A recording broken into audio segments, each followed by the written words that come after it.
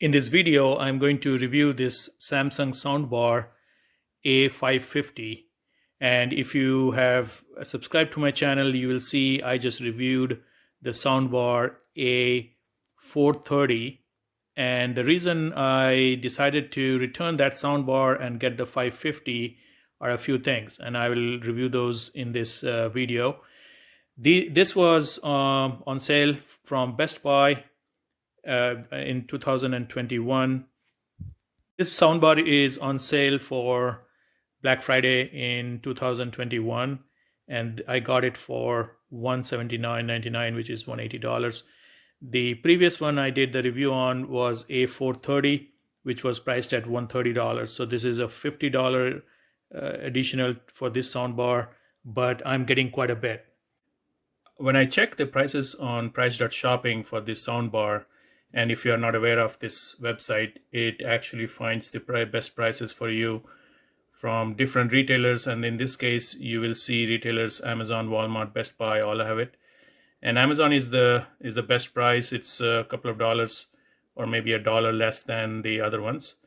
And I got it from Best Buy here, and you can see the prices have varied from $230 to $179, which I have bought it at $179. So it's a decent price for the type of subwoofer with the features that I wanted. And the best thing about price.shopping is you can also look at the price history of it. So you can see it has gone from pretty high in October this year to right now. It's the least price here where I got it at $179, or in this case it's $178. So and also price.shopping has ability to set alerts, so you can set your alerts for the price. If price drops, you will get an email. And also they have the apps that you can use to scan barcodes when in the store to see what other offers are there for this product. Similar to the other one, like that A430 or 450, this is also a 2.1 channel soundbar, but the difference comes in the amount of wattage on the speakers. So this one has the 410 watts total watts on the speakers, but this one comes with a 5 speaker system. So the subwoofer takes out 250 watts, and the soundbar has 160 watts in this one. But if you go to the A450 or A430, the speaker wattage on the soundbar is around 80 watts. So that's very similar to what you get from the TV. But still, that soundbar is still a good buy, because you are eliminating the downward facing speakers from the TV itself. And I have a review of this TV that I bought. It's a Samsung 65-inch. And instead of downward directed speakers from the TV, you will automatically boost your sound with this soundbar. So in the box, the soundbar is right here, and it's a better looking soundbar than the 450 or 430. It has a metal mesh or grill in the front. The other one was cloth, all in the top and the side. And I prefer metal to the cloth because the cloth will attract a lot of dirt, and this one is a nice finish and I like it. The other thing is the subwoofer is a little more power. So this is a 250 watt subwoofer. This soundbar comes with 4 speakers, which is an additional speaker, and you can see the tweeters are built in there. So there are 2 additional tweeters speakers for the range of frequency that it will cater to. So there are 2 bigger speakers and 2 tweeters in there. And this one is 160 watts for these 4 speakers. So that's a boost of twice as many watts than the 430 or 450. So if you are planning to upgrade from a 450 or 430, I would go with the 550. The next version is 650, and that has some more better center channel speakers, which you might like also. That's a $30 upgrade from here. The other things that come with are the mounting brackets.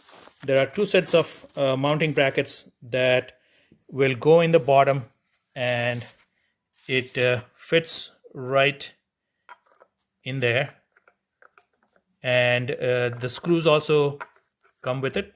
And the way you do it is you mount it on there, and then there are some dowels which you put it in the wall, and this one will fit into the dowel when you put it in the wall. So that's how you mount it.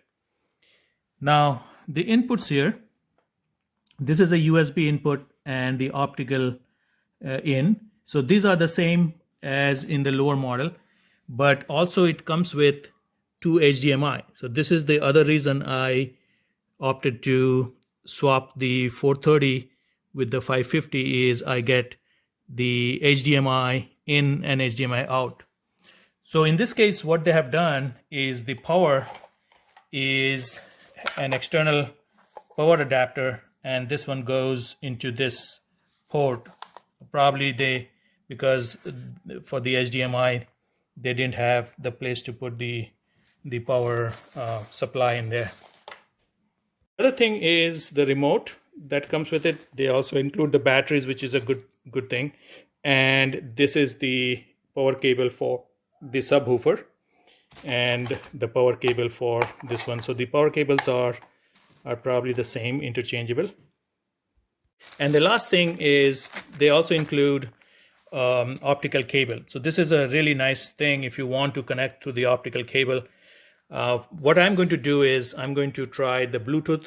So it takes a Bluetooth connection from multiple devices. So that's an upgrade for the 550 and the 650.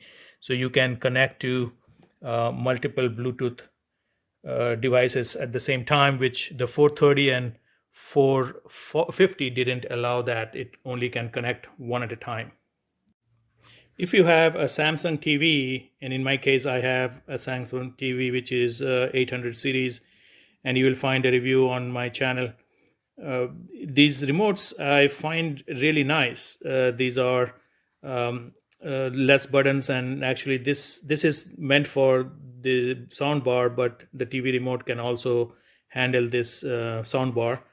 But what I find is it's tricky to figure out how to put the battery in, and the trick is, though there is an arrow you will see here which points to the bottom, but you have to slide this down, and once you slide it down, and you should be able to lift it up, and the batteries go in here.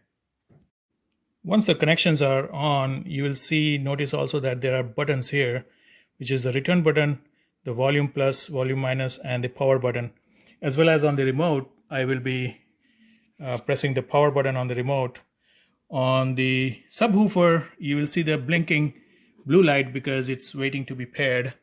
So I'm going to turn it on.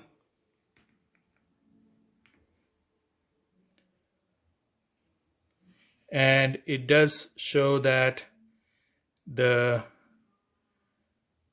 it's paired with the D.N is showing that it has paired with the subwoofer. If it didn't pair with the subwoofer, you have to go with the manual step where you have to press this button and it will start blinking. Both of them will blink, and after you press it for 5 seconds, you release it, and you will see the blue will be blinking, and the instructions are right there. And then you use the remote, the top button, to sync it up. And once it is synced, this will go steady, which means the Bluetooth is connected between the subwoofer and the soundbar.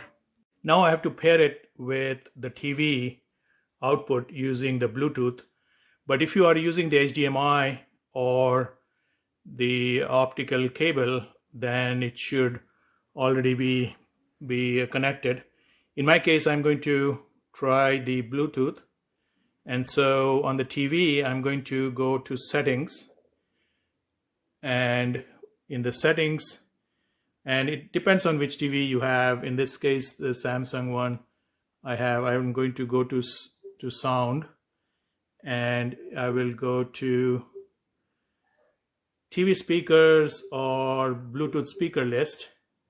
So once I enter there, and it will show me the ones that are paired. So in this case, I had the A4 series, which was the one before, and it's going to search for it. So I'm going to turn on the pairing button on the sound bar, and it should show up there.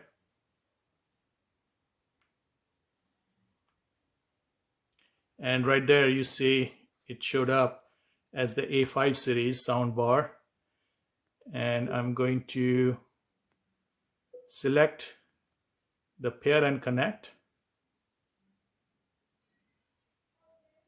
And now it is connected. Now here is the comparison for the TV speakers versus the sound bar. So let's start with the TV speakers. You don't know everything about me. And my TV speakers are set to around 30, 32. And you can feel that it's the sound on the rear facing speakers are fine, but you want something which is a front facing, and that's where the soundbar comes in. So I'm going to turn the soundbar on. Here you are.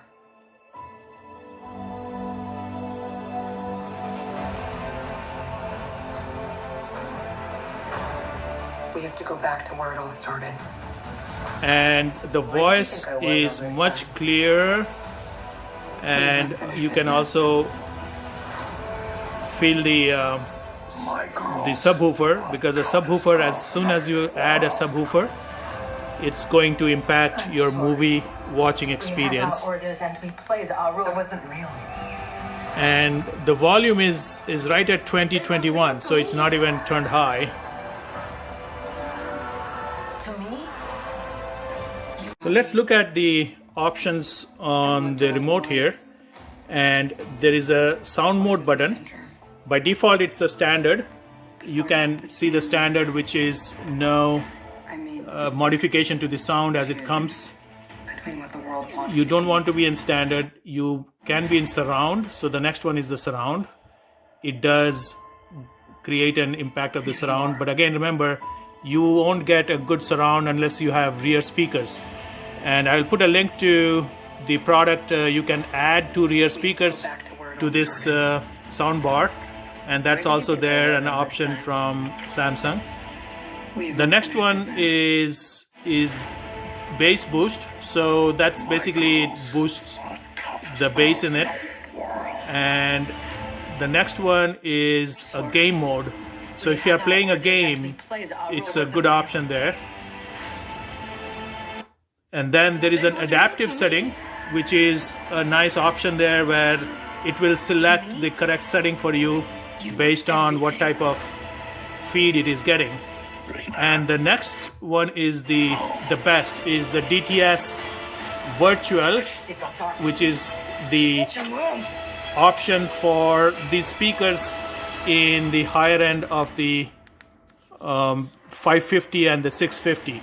And that's one of the other reason I decided to upgrade to this 550. And really I can feel the difference in the virtual setting on that. The next one is the settings button here.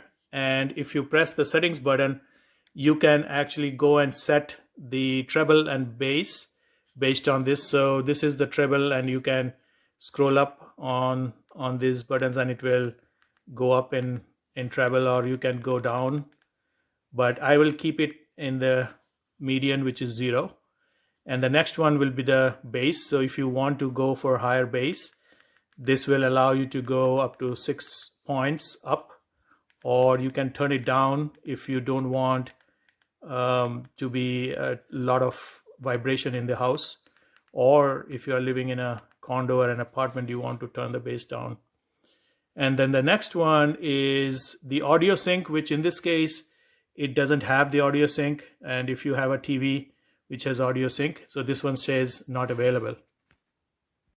Hope this helps. And if you have any questions, you can comment on this video, and I'll try to answer it. And also subscribe to my channel and like the video if you find it helpful.